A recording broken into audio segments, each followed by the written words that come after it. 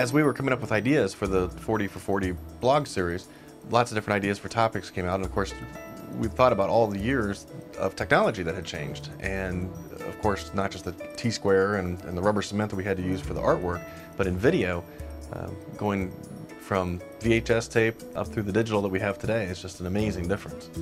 My mentor in this industry was a guy named Ray Richards, and Ray was a videotape editor at KDKA-TV in Pittsburgh for 30 years.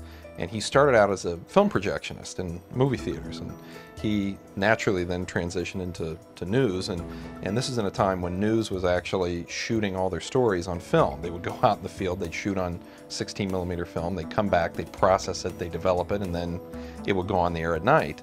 Well, eventually they went to videotape, and then he was dealing with these enormous machines that wouldn't actually fit behind me in this corner, and this was 2-inch tape, and it was large reel. I mean, the reel of a 2-inch tape, you know, it's bigger than our whole system here. So over time, tape formats got smaller and smaller, and you know, in the 70s and the 80s, they came out with a closed cassette format called UMatic, and this is the format that we started with at TriAd. Growing up in the video area, it went from A/B roll editing, which means that we'd have to roll 2 or 3 machines at the same time to make sure that the edits and the dissolves and the graphics would all work. Basically playing back 2 or 3 things at once so that it would then record onto one other tape. We're not dealing with machines as much anymore. We're now dealing with files. We're now dealing with digital technology.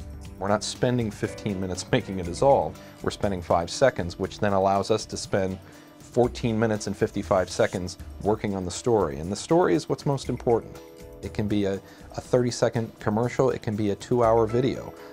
The most important thing that we do is telling our client's story, and that's what we do. And to keep up with the technology and keep up with the formats, the whole point is to tell our client's story and tell it the best way we can.